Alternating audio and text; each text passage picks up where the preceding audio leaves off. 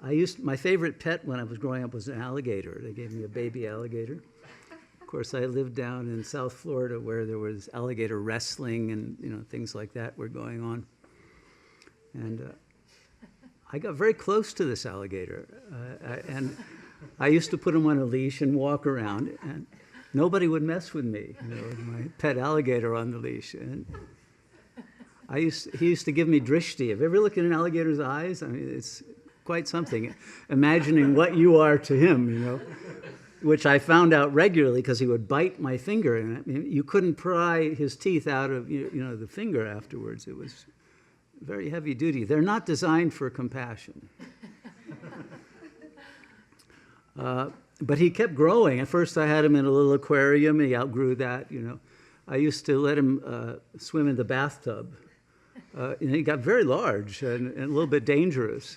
I think one day he was in the bathtub and my sister went in to use the bathroom and he got very freaked out. I think he came out and was attacking her. So I was sort of ordered to get rid of the alligator. But before I could do that, I had him out in the yard one day, and he got away and he went under the house. But he was about this big by then, and nobody wanted to go in after him, including me, because there wasn't enough space to really, wrestle him. You have to turn him over, and pet his belly in order to kind of hypnotize him and bring him safely out. Well, anyway, I don't know whatever happened to him, but. He probably ate people in the neighborhood. There were a few strange disappearances, which is a subject we have to talk about, disappearance, but that's a whole other matter. But everything in the dream field, the world, because it is a dream, everything is extremely significant, and I think people don't realize the significance of these very important, especially the enduring symbolic forms, that if they are correctly interpreted, of course, they give you a wealth of information. So I remember one day when I discovered, after studying a number of different religions and mythologies, that each one was a chapter that was intended to be in a book, which was an instruction manual on how to build a quantum supercomputer, but that it was coded in such a form that no one would expect that was its purpose. But you had to include all of the religions to get a clear picture of it. You had to include Zoroastrianism and the ancient Egyptian religions and the Akkadian and Sumerian to get a more accurate picture. And I found that very few people were understanding that. For example, the perennial philosophy people, whether of the Aldous Huxley type or the Fritjof Schuon type, we're always looking at the sameness, the similarities of the different religions rather than the differences. And of course, because each one has its own particular function, it's the differences that are what are significant, because each religion is a game. And if you understand von Neumann's game theory, then you begin to know how to metabolize the information that is carried by each one of these instruction sets to deal with different levels and different dimensions of this phenomenal dream field, which, of course, is a multidimensional game that we're all involved in. And why do people tend to ride crocodiles in the first place? Why would anyone be tempted to do that? Because you do have to cross the river, and the river is very deep. And so if a crocodile is the only thing you got to get across on, you're going to do that because you don't want to drown, right? And it's very easy to drown in the deep water of consciousness. And so whatever will keep you on the surface level where you feel safe, and you feel like, I can see the shore, I can locate myself, I know, how to manage this situation. Even if you're fooling yourself, you prefer to have something like that than to have to swim across and be afraid, well, halfway through, what if I get too tired and I can't swim the rest of the way, right? And you can't touch bottom. Well, that, of course, happens when you begin to swim out into deep consciousness, which is why many beings who go into the depths literally become psychotic. And that's the danger, psychosis. The only way to protect yourself from that danger is if you are holding on very tightly, not to a crocodile, but to the self that is unsinkable, but at the same time contains the infinite and therefore gives you access to the entirety of consciousness in a way that remains safe, because there is no ego trying to appropriate that information and use in a limited perspectival mode for its own self-aggrandizement. But as soon as the ego comes in, because it is a crocodile, it's not compassionate, it's not gaining knowledge to serve. Knowledge is power to the ego. And power corrupts. And so if the will to power of the ego is behind the spiritual quest, then what you see is what has happened to all too many gurus in this postmodern period of having been corrupted by the few crumbs of higher knowledge that they got. And that's unfortunately a very common situation in all the religions and all of the various structures of knowledge, academic, scientific, whatever. So this corruption of knowledge. But what is it that we want more than anything in life? I think if you asked most people, well, maybe not most people, some people would answer, I would like as much intelligence as possible. How many people would like that? Is there anybody who wants to be more intelligent? Okay, because that's what this is about. And so if you're not interested in increasing your intelligence, then what's the point of studying these things? But the increase of intelligence, if it is lopsidedly used in the service of an ego, is going to lead to karmic problems much worse than if you didn't have that extra bit of knowledge and intelligent capacity to use it.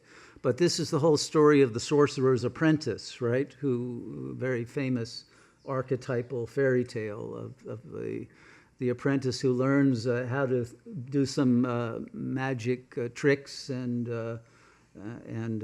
kind of like those Harry Potter movies, ends up creating monsters that can't be controlled, which is the Frankenstein story and the whole archetypes of the modern world that are now causing us to reap the whirlwind. But that doesn't mean that we don't still need that knowledge, that understanding, but we need it in the purest form possible, in an incorruptible form. And that's why we've got to get off the crocodile before we can even begin to swim in the deep waters. Okay. So today what I would like to do is give a more definite understanding of the world as a dream field and how that functions in a practical manner, and gives us, let's say, a leg up on the interpretation precognitively of phenomena that will enable us to function more intelligently, because we can teleologically see beyond the curve of the horizon and, in a sense, time travel, both past and future, okay, which is one of the names for God, Trikaldarshi in Sanskrit, the seer of the three aspects of time. And this is a very important siddhi, if you will. But before that, what I want to do in practical terms is to compare the Heart Sutra and the game of pool. Okay, because I think these two represent the archetypal polarities that are most relevant to us. Okay. I'm going to start with the Heart Sutra because the game of pool is more complex. And the Heart Sutra gets down to basics. You see, the Heart Sutra, unlike most religious texts, gives us the essence. Most religious texts come in the form of parables. Now, what is a parable? It is a parabola. And if you know the mathematical form of a parabola, it seems like you're pointing one way at one thing, but then it turns out you're pointing back at something very different, right? So it's like the boomerang effect. So religious speech, if it's speech that contains knowledge, is parabolic, okay? So we have to be able to understand the parabolic usage of symbolic forms. So to start with the Heart Sutra, which I think represents, I would say, the most sublime essence of spiritual wisdom, put into the most brief form one could, without really employing metaphors, except to the extent that language is inherently metaphoric. So I would put that on the most sublime polarity, whereas the game of pool, I would say, is in the most profane polarity of life. But I don't know if you grew up in the same kind of environment I did, but the rich people all had pool tables. You know, the upper middle class had them in their basement, but the ones who had palaces all had a billiard room, right?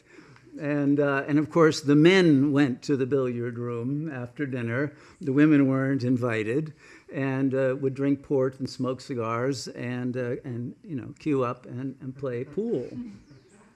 So pool was a very important game for the aristocracy for a long time, right?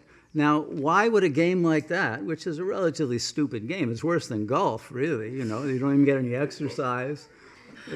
It certainly doesn't involve the skill of ping pong, you know, but still, you have an archetypal form here that has endured for a very long time. So it's a very interesting symbolic form, and what I would like to present is that it is the actual corresponding equivalent to the Heart Sutra. Now, when the game of pool started, of course, it didn't start as pool, and billiards was first, but billiards was a game played originally outdoors, which is why when they brought it indoors and put it on a flat plane, they made it green so for the grass, right? Because they played it out on the grass. And it was like croquet. You'd hit it with a mallet or a mace, a ball, and you'd have to get it through a labyrinth, etc. You know, croquet is a derivative of that ancient form of billiards. But there was one form that differed from the others, which was invented by the French, of course, naturally. And they called their form poulet. Okay, poulet in French means a chicken, right? Pollo. Well, what they did was they hit the ball toward a chicken walking on the grass. And if you could hit it, then you'd say, ah, poulet! No, you won, right? And of course, the chicken is watching out, trying to get away from these balls that are hitting it. So it seems like a ridiculous game that they played in these rich outdoor, you know, courtyards and palaces. But that's what they did on the lawns in those days. So in any case, one day they brought it in, I guess for rainy season, and they put it on this board. Well, if you think about the game, first of all, when you use the billiard balls to start the game, you put them in a triangle, right? You have to set them. Now, what is a triangle? It's a folded up diamond form. You remember recently I spoke about the diamond mind of desire, right? Well, if you can think of the diamond folded over, it becomes a triangle, which is a pyramid form. And that pyramid then is made up of two kinds of spheres. There are the solids and the stripes, right? And you are on one side or the other, and the one who is permitted to go first, and there's of course some competition to decide who is able to go first based on who can get the white cue ball closer to the back bank, etc. There's a whole art of the foreplay of pool. But in any case, if you have the right to shoot the cue ball, the white one, into the top of the pyramid, then you decide the breaks, right? That's how the game is broken. And if you do it with great deal of skill, you can get the balls to break in a certain way that then when you take your shot, you'll be able to get all the balls of your type, either the stripes or the solids, into the pockets first, right? So what's the point of the game? To make your spheres disappear first, okay? It's a game of disappearance, okay? And to make the balls disappear, you have to have a white ball. And isn't white light what causes all the colored lights to disappear into it, right? They are all derivative aspects of a spectrum. Interestingly, in terms of cosmoplasticity, the color purple doesn't actually exist. If you look at the line of the spectrum of visible light, you have infrared on one end and ultraviolet on the other end. The two do not meet. But the human consciousness can cause them to come together, and then the red and the violet create purple. But purple doesn't actually exist as a vibrational frequency out there. It's entirely made up by consciousness, which is just sort of one clue, because all of it is really made up of consciousness. But in any case, that's enough for the pool table. Now let's go back to the Heart Sutra, because what's important now is to see the congruences that are existing now at a different quantum level. And remember, the world being a fractal hologram means there is self-similarity at every scale, right? So we're dealing with two different scales of understanding that are both pointing at a similar theme that is actually an instruction on how to disappear, okay? Which is a very important skill to have. Although most people are terrified of it, right? Why is there a fear of death? You don't want to disappear. And why is spirituality about dying while alive if it's not about disappearing? But disappearing while still appearing. You see the paradox of it. You can only disappear while you are still apparently present. So the Heart Sutra. I'm using Red Pine's translation. I love Red Pine. He's one of, I think, the great contemporary sages, very humble and low-key with a great sense of humor, but a very accurate translator. So let's just read the first line of it. The noble Avalokiteshvara Bodhisattva, while practicing the deep practice of Pragya Paramita, which is the perfection of wisdom, looked upon the five skandhas, which you could say are the five elements, five aspects of what elements of the world, ingredients, you could say, and seeing that they were empty of self-existence, said, "Here, Shariputra, form is emptiness. Emptiness is form. Emptiness is not separate from form. Form is not separate from emptiness. Whatever is form is emptiness. Whatever is emptiness is form." Same holds for sensation and perception, memory and consciousness. Okay, so let's just stop right there. We have an equivalence. Emptiness, form. But before we get there, let's talk about this first line. The noble Avalokiteshvara Bodhisattva. That line in itself is very strange to most Buddhists, because most Buddhists would say, wait a minute, Avalokiteshvara is not a bodhisattva, he's a Buddha. And others would say he's God, he's a God. But he and in China, of course, he was turned into a she, Guan Yin, the same deity, but in feminine form, the Buddha of compassion. And they say the Dalai Lama is an incarnation of the Buddha of compassion, etc. So there's a big debate within Buddhism, a very unsettled and unsettling debate that separates different Buddhists from each other in very important ways. Some saying he's a Buddha and some saying he's a bodhisattva. Which is he, you see? And it's the undecidability and the indeterminacy of that point that is key for understanding yourself.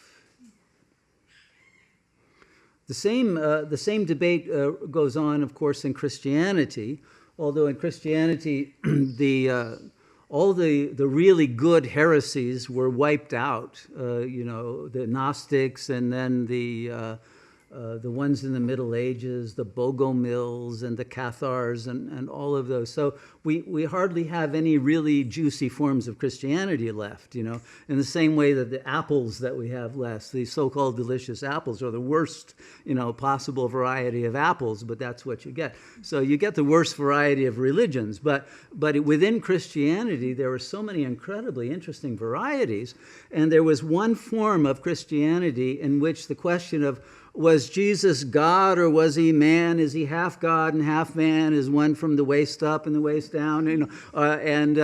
Is he simply an avatar? Is he the only avatar? And there was one form of Christianity called Docetism, which says none of that is true.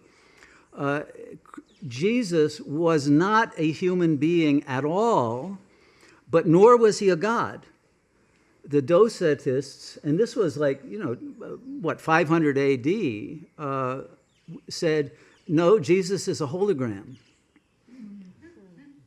Really, they said he wasn't really here. He seemed to be here.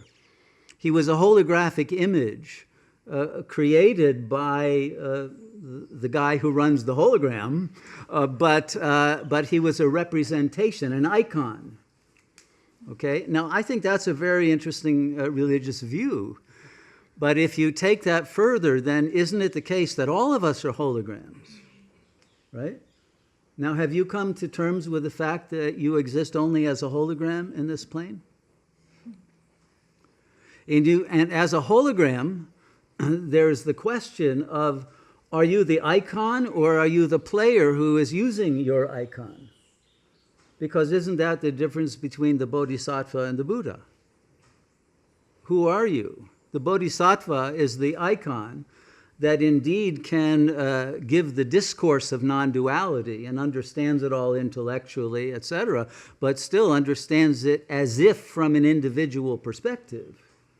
Like, I get it, I'm a know-it-all. That Bodhisattva is basically a know-it-all. But a humble know-it-all whose next step is to go from knowing it all to being it all. But still, there's a difference, right, between the Buddha and the Bodhisattva. In the same way that there's a difference between the Son and the Father in Christianity. And Christianity is another triangle that you hit. And if you get the brakes right, then the Holy Spirit goes out and into the pockets of everybody's mind at the end, right? So we have a game of pool that's being played in various different ways.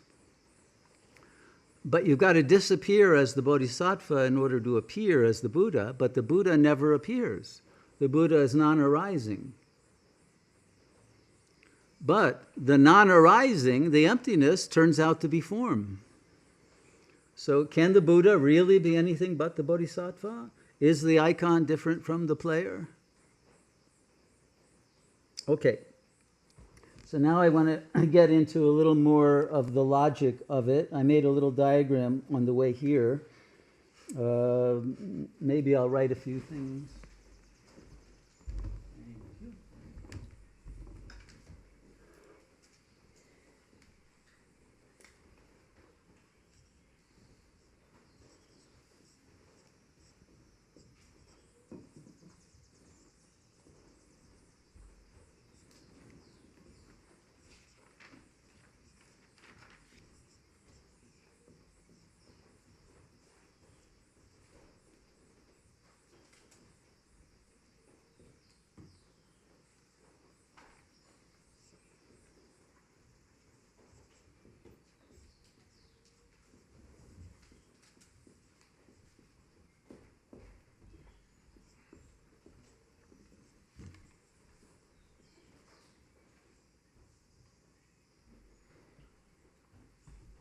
Okay, so I've written 2 sentences.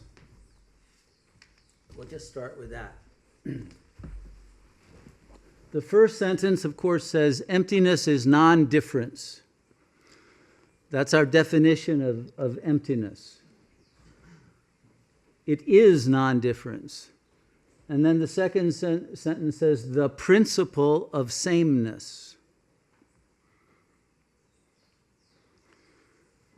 Are those 2 sentences equivalent?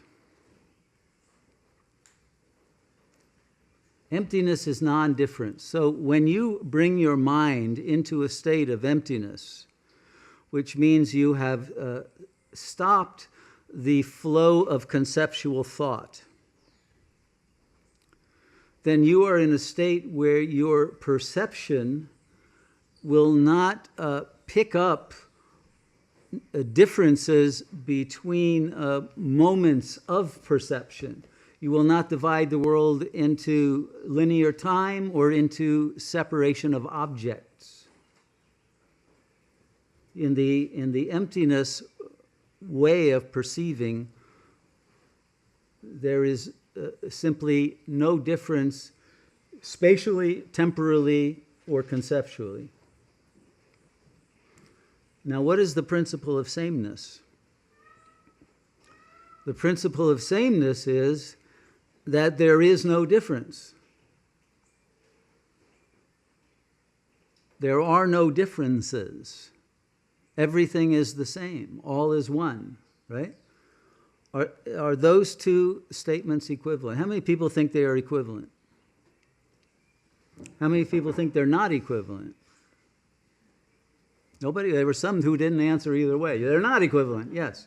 Go ahead. Only because of the words that are used. Like, to say that it's a principle is to suggest that it's a microphone. Yeah. Where's the mic?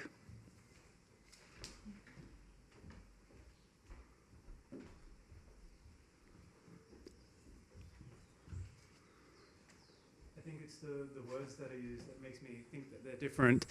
Emptiness is like non-existence or just being, it just is. And to be a principle of sameness is that it's representing something. Exactly. Bingo. Okay. This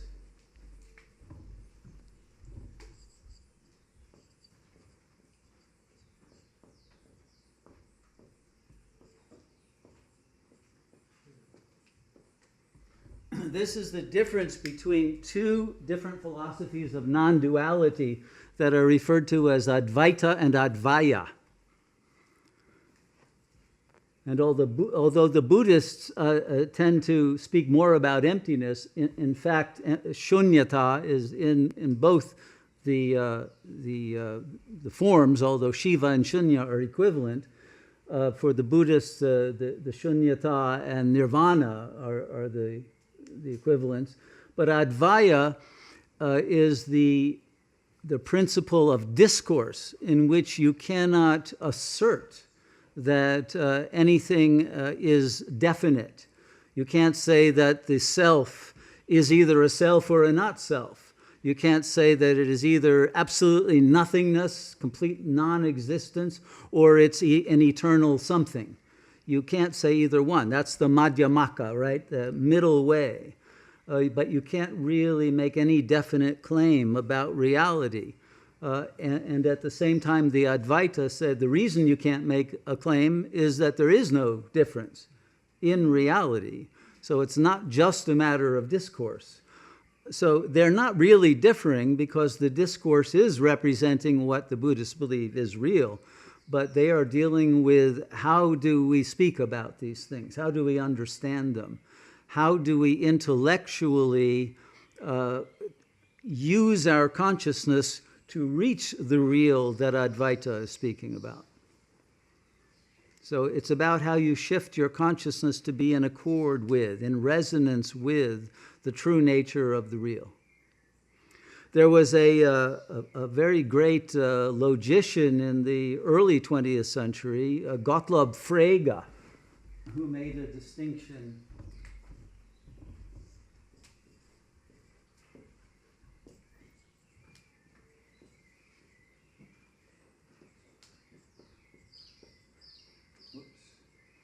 between Sinn and Bedeutung.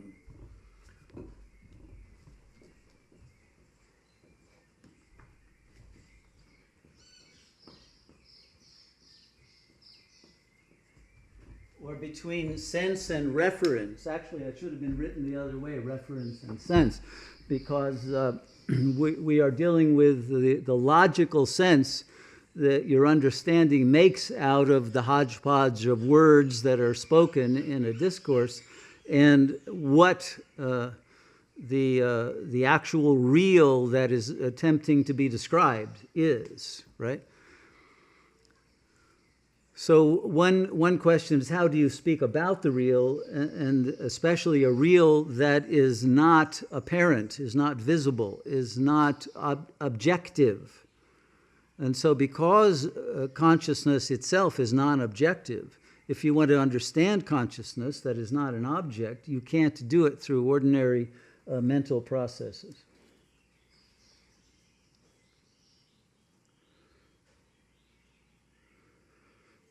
And if we were to use a biblical metaphoric example, we would say in the book of Genesis, very early on, we have the concept of tohu vavohu. The world is unformed and empty, right? So there is no form and there is emptiness. Now, the Buddhists say the form itself is emptiness. So it's taking a different leap in logic.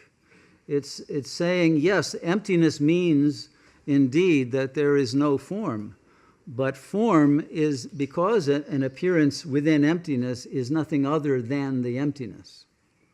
In the same way that we could say the whole universe nowadays is understood to be information. If we look at these two sentences, we could say what this is expressing, emptiness is non-difference, is simply expressing zero.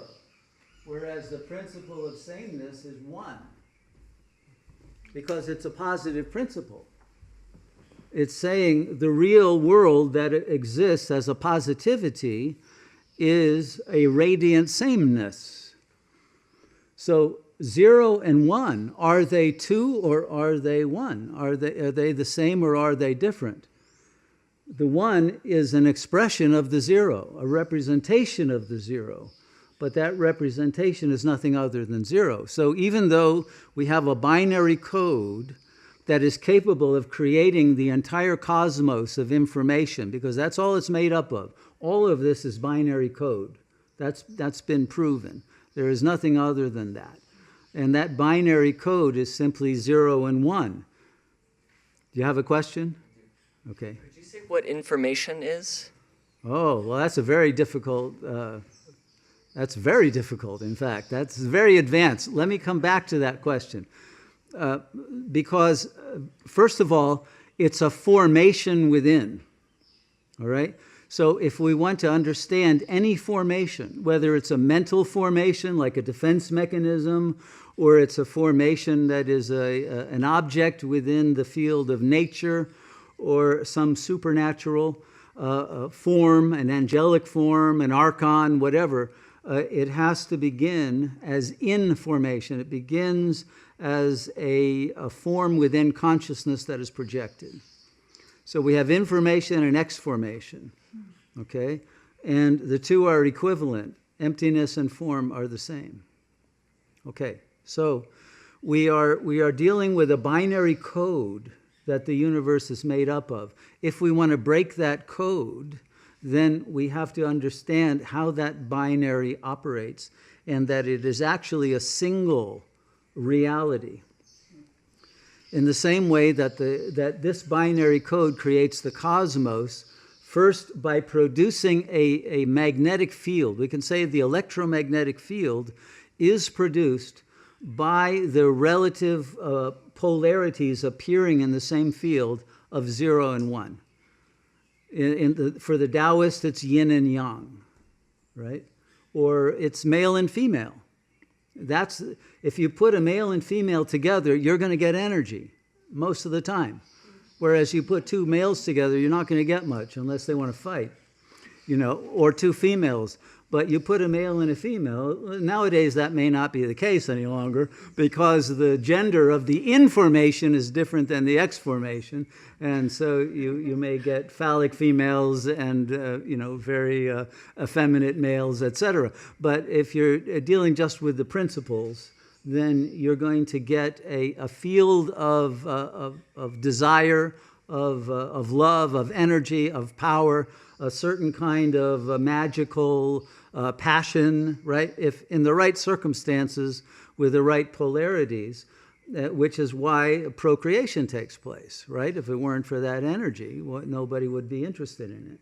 So you have a certain kind of electromagnetic force that is operating at the level of animal psychology, but that is fractally related to much higher levels of psychology and spirituality in terms of the ultimate Shiva and Shakti polarities, which is what we're really talking about here.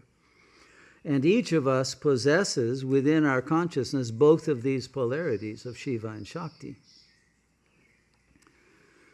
So, okay, enough for that, but the key point here is that once you get the field created, Brahman, then you're going to get within the field, you're going to get an etheric kind of substance, which is the energy of that relationality that begins to form and manifest. And then out of the etheric field, you will get plasma, and then out of plasma, you'll get the spiraling of galaxies, which are whirls that will appear within the field, right? In the same way that you get whirls and nodes of consciousness at every fractal level inside the galactic and inside the planetary and then inside the psychological. So you're going to get this, the multiplicity appearing within the unity, which appears within the nothingness.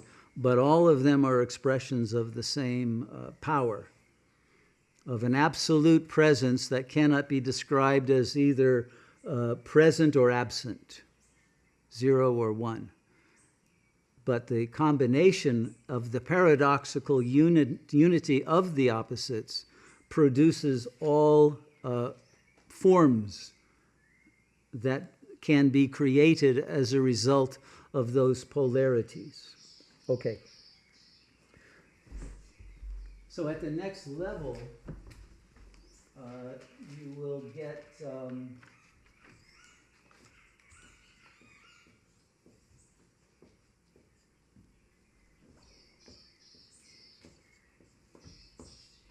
awareness and light as your two polarities.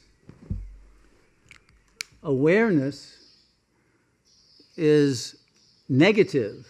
It's the 0, right? Your awareness doesn't show up in the world. What is positive, the 1, is light.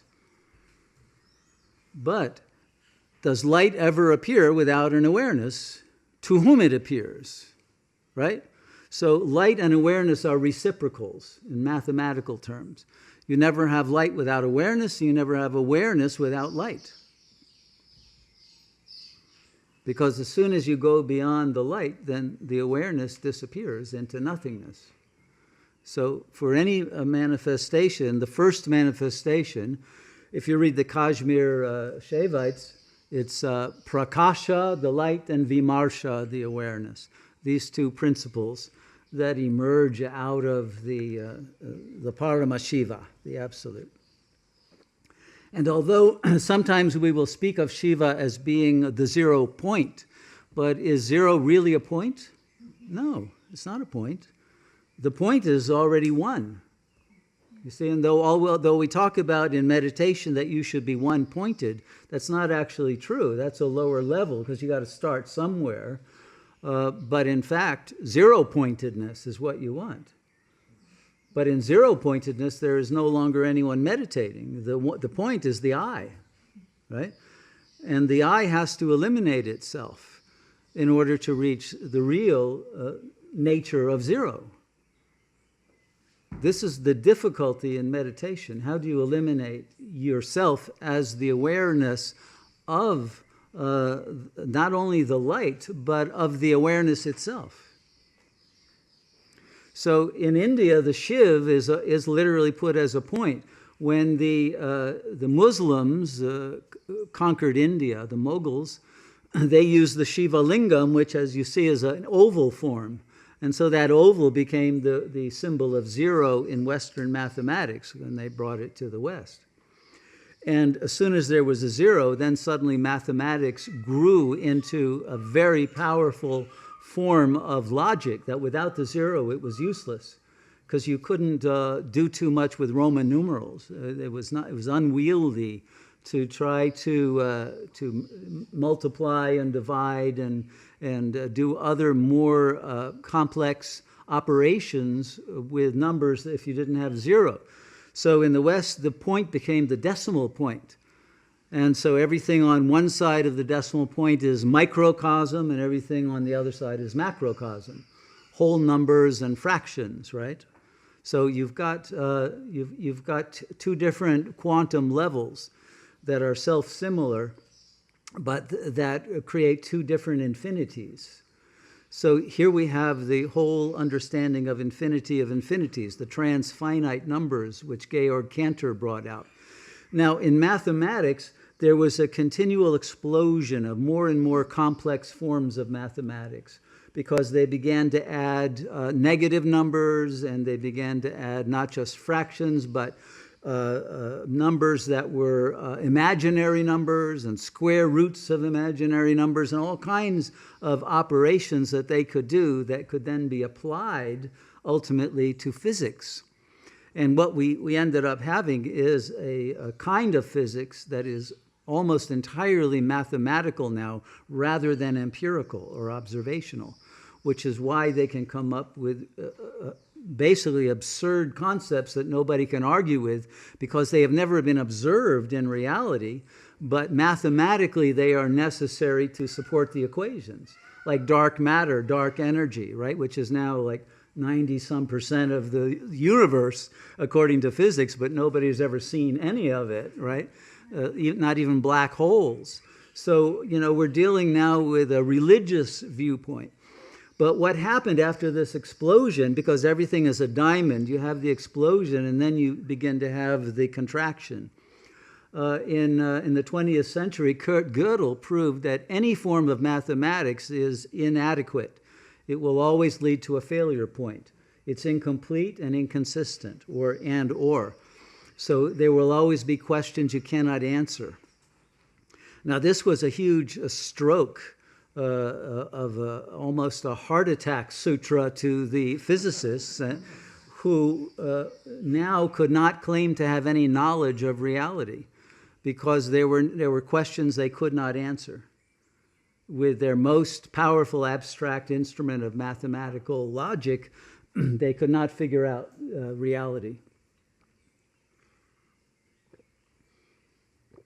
So, the problem of mathematics is, although you can expand it to infinity, perhaps, you will never be able to get out of it, and that infinity will always have some missing element. And it will also have within it some elements that refer to that which is beyond it, but are not in fact beyond it. So there will always be some elements within the field that will point to a logic beyond itself. So, for example, Gödel's proof is a mathematical proof of the inadequacy of mathematics. Okay? So it required a very complex form of mathematical thought to recognize the limitations of mathematical thought. So now we have to do the same in regard to ego consciousness. We have to have a Gödelian critique from a higher platform of consciousness that is infinite and that can contain the infinity of infinities of possible appearing forms that all appear that are nonetheless within the jurisdiction of nothingness or emptiness. Okay, let me go on. I may have to do some erasing. Can you do some erasing? The whole thing? Yeah, thank you.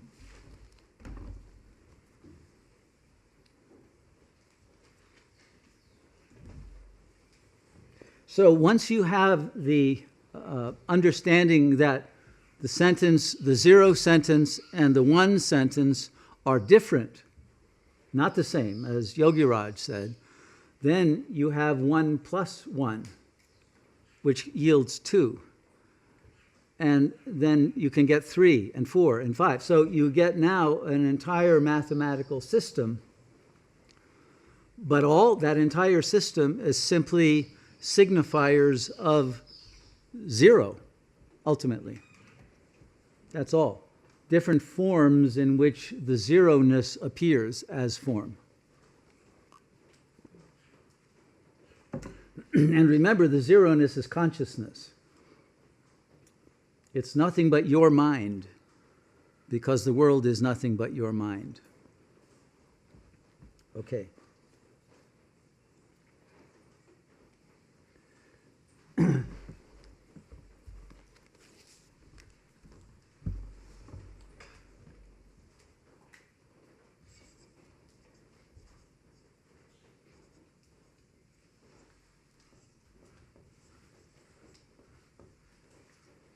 So from there,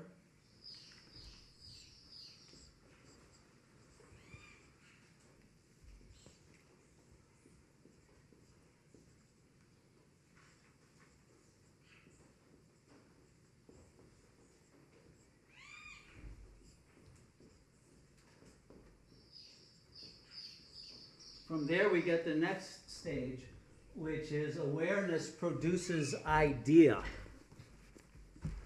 And the light manifests as form. So they are equivalents, form and idea. People wonder sometimes, where do ideas come from? In fact, the mathematicians have been debating among themselves, is mathematics invented or is it discovered? Is mathematics simply the way the world is put together, and God's a mathematician, and voila, there we are. We have mathematics that somehow corresponds to reality, and we can use it to build technological instruments and bombs and everything else using these mathematical equations? Or is it invented? But if it is invented, then where does the idea come from? How is it that some geniuses can download incredible ideas and other people barely get an idea in their whole life? And some people get ideas that are pretty mundane, and other people will get ideas that are aesthetic or ethical, but they're not going to get any like major ideas of a world-shattering or game-changing variety. And some people will get ideas that are so astounding that they can literally change history. Where do the ideas come from? They come from the zero. All ideas. But the further you go away from the zero, the more ridiculous your ideas become.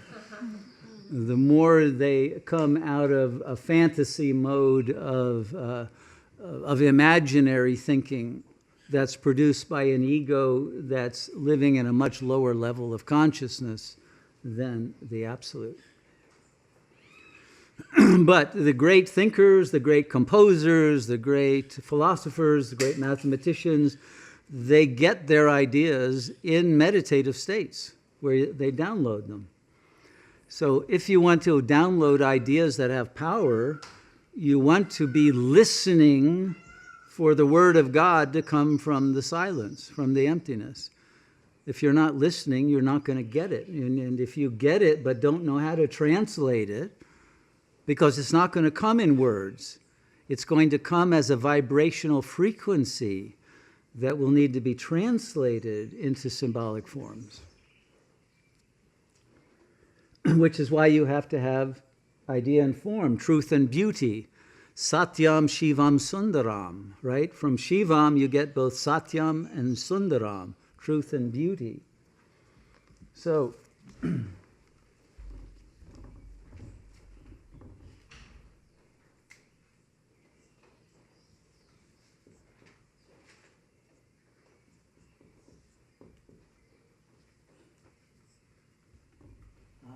see, what would I put here?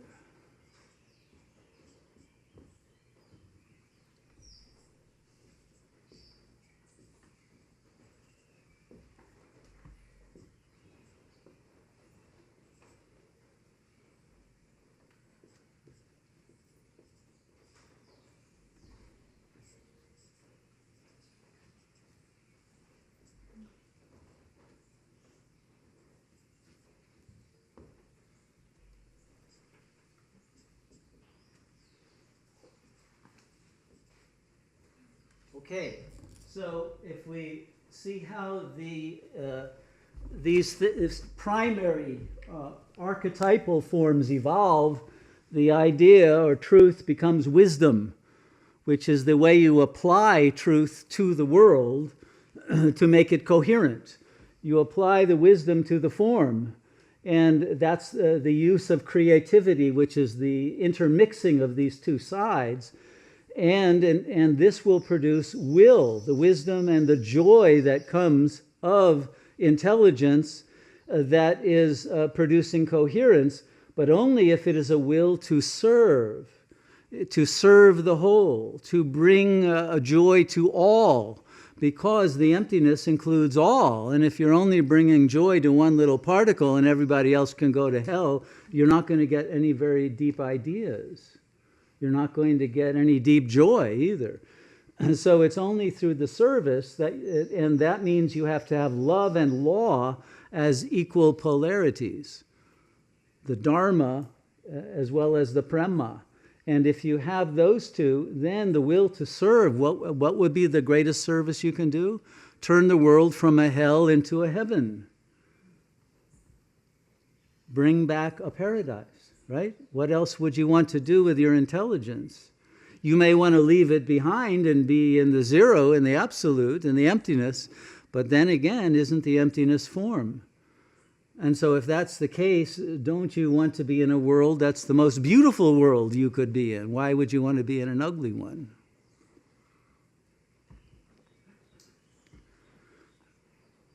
But in order to be able to accomplish that, you have to create a quantum supercomputer.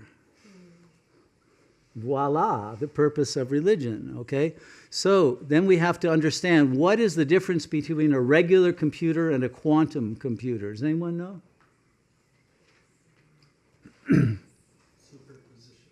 Superposition, exactly.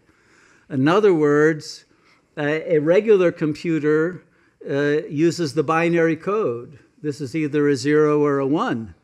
But for the quantum computer, it is both 0 and 1 simultaneously.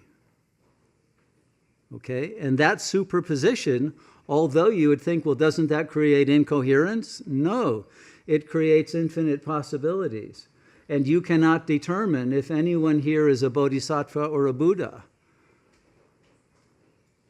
Okay? And so if you have the power then of manifestation of any possibility, because all possibilities are superimposed as potentially actualizable in any moment, then you can bring anything into manifestation from gods to Godzilla. It doesn't matter. And they're both going to appear very soon, you know. Those alligators are going to morph, you know.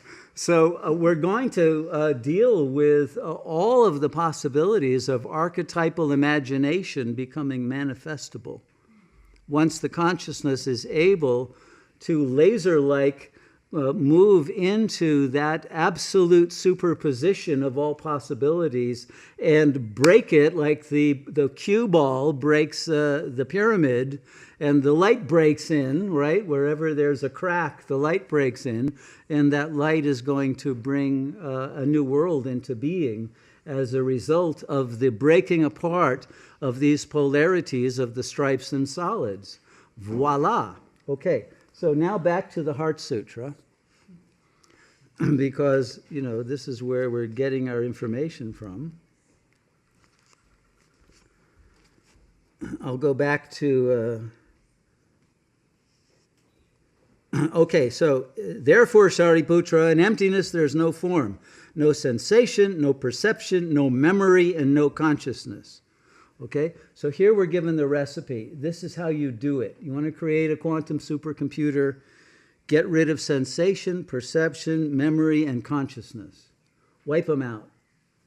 Have a consciousness that's free of all of that. It's not even consciousness anymore. It's emptiness that is non-difference, all right? No eye, no ear, no nose, no tongue, no body, no mind. No shape, no sound, no smell, no taste, no feeling, no thought, all right? Wipe it all out. All of that is detritus that constricts your ability to recreate, right? You want a tabula rasa. Erase whatever you've written on your tablets of destiny and open them up so that a new destiny can be written, right? Maktub.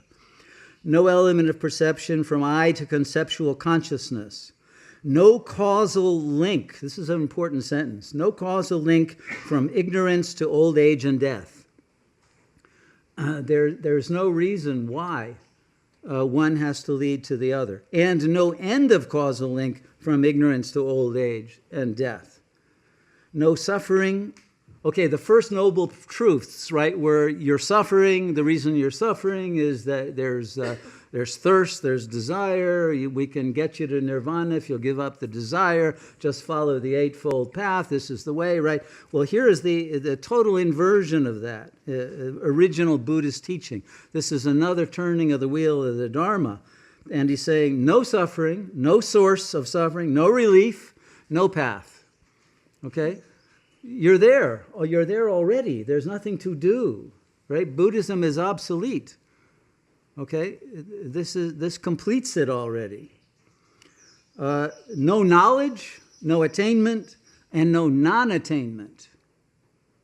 Okay? You have to have both no attainment and no non-attainment.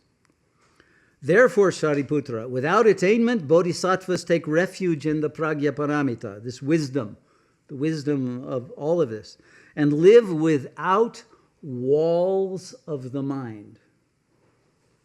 Okay? Does your mind contain walls? Many people have dreams that they're walking along walls, usually walls of a castle or a bastion, right? Those walls are the symbol of the ego that does not permit you to have infinite consciousness. It stops you in your tracks. So, no walls in the mind. Without walls of the mind, and thus without fears. No walls, no fears. The wall creates the fear. What's on the other side of the wall, right?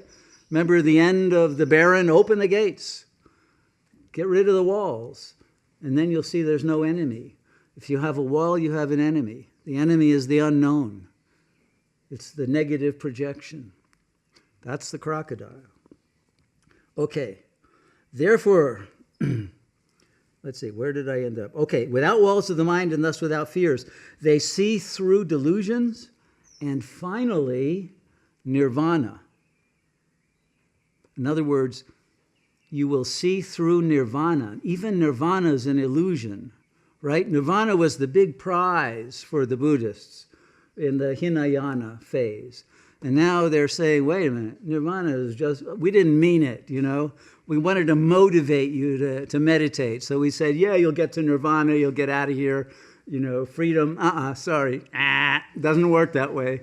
So there is no nirvana. Sorry, folks. So much for Buddhists, right? But this is Buddhism. Okay. So all Buddhas, past, present, and future, also take refuge in pragya paramita. But of course, are there any Buddhas of the past or the future? Isn't the past and the future just your projection? If there's a Buddha, can it be anyone but you? Right? If you see a Buddha on the road, what are you supposed to do? Yeah, exactly. Okay. So there ain't no Buddhas on the road except your projection of the self. Don't project. Okay. And realize unexcelled perfect enlightenment. The Sanskrit would be Samyak Sambodhi, right? We have above and of that name. Samyak, it's actually fully is Anuttara Samyak Sambodhi. Anuttara is the unexcelled. That was originally one of the names of Shiva. That's what you attain, unexcelled perfect enlightenment.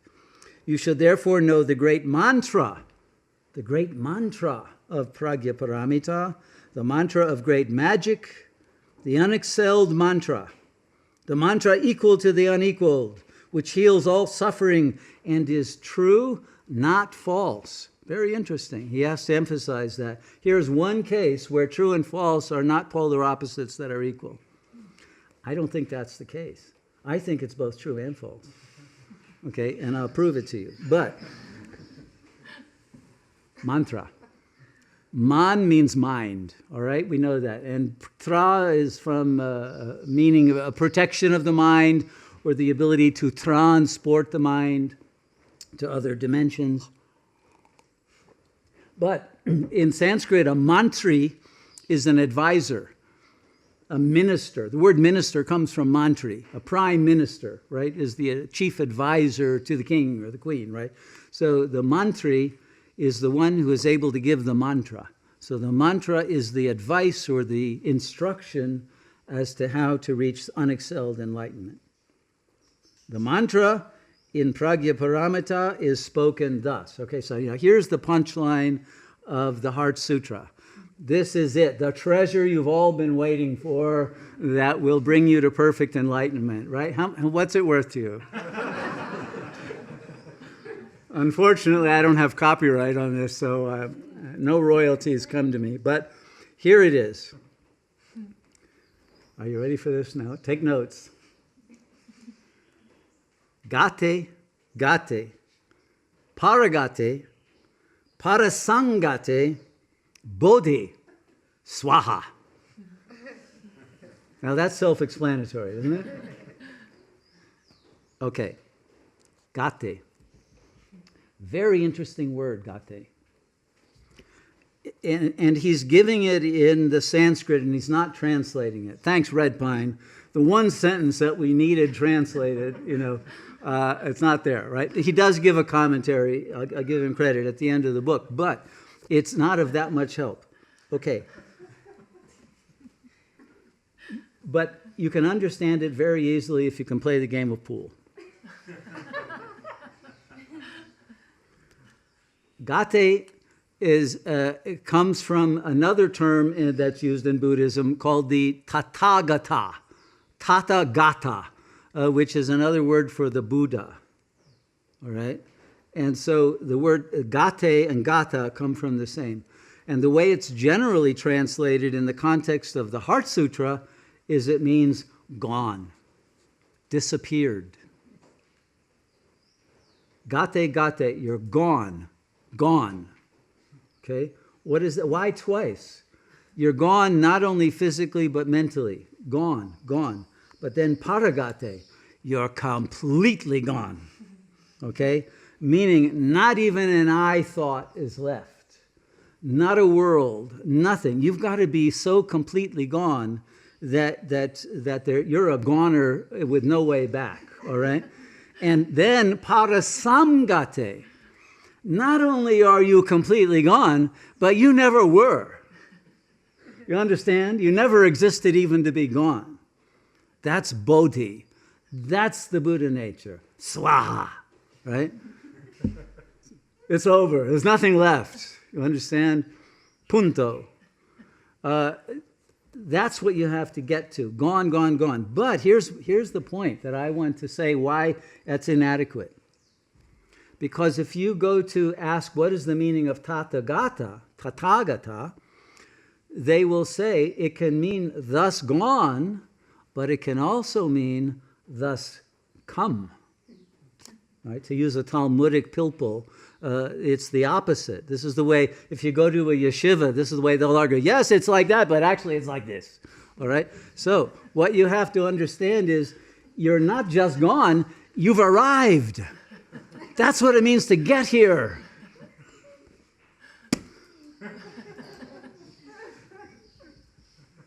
Why is the Buddha an avatar? Why is the principle of the sameness the same as the nothingness? Okay? So our problem is we haven't got here yet. We're in this middle limbo in which we're not here and we're not gone, right? So it's worthless. It's not neither here nor there. We have to be completely gone in order to be completely here. And when we're completely here, we're here as gods. And that's when, watch out, because we become a network of super intelligences that form a supercomputer within the phenomenal plane. That's our purpose. Namaste.